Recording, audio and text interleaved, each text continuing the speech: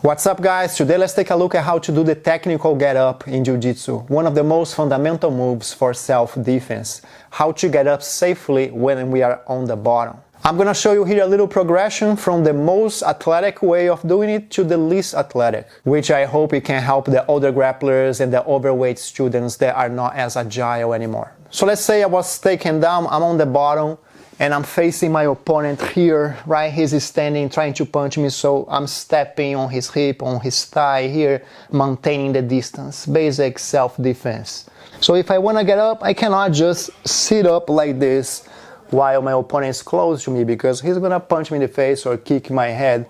I have to create a little distance here by pushing my opponent away, or kicking his knee, hyperextending his knee, kicking his groin, kicking his face, so he can back away, and I have now time to sit up and execute the technical stand-up.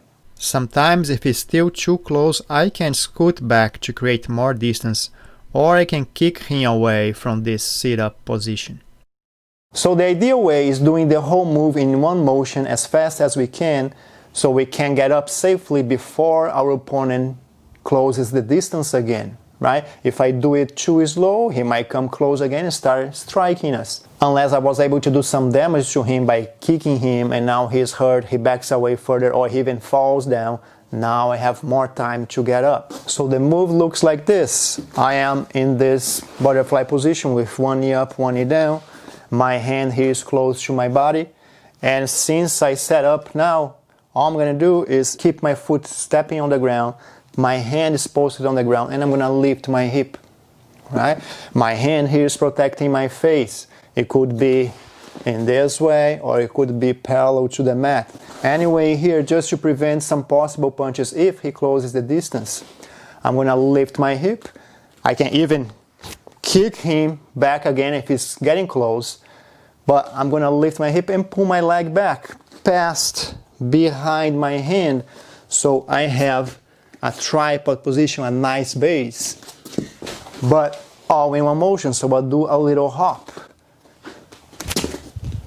That's the technical get up. So as you can see, it is an athletic move. It actually came from the capoeira back in the day. So what can we do to make it a little less athletic? Again, it depends if it's a real fighting situation or if we are just doing it at the gym, right? If we are at the gym, we are not in rush.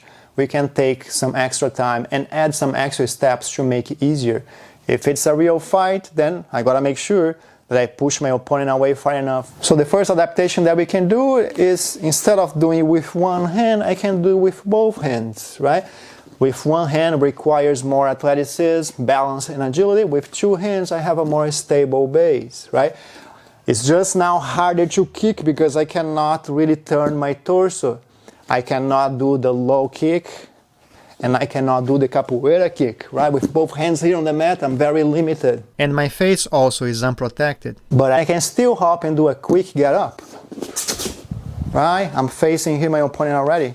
I can also, instead of hopping, I can just pull my leg back. It's slower, but still a very good one. I can do with one-handed, making sure that I pass my foot behind my hand.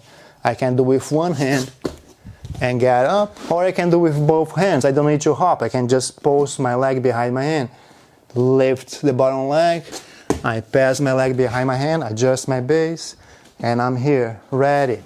Now another modification that we can do, especially for the older grappler and overweight student, right? Because if you're overweight, this sit-up position here is not easy to do because your belly gets on the way.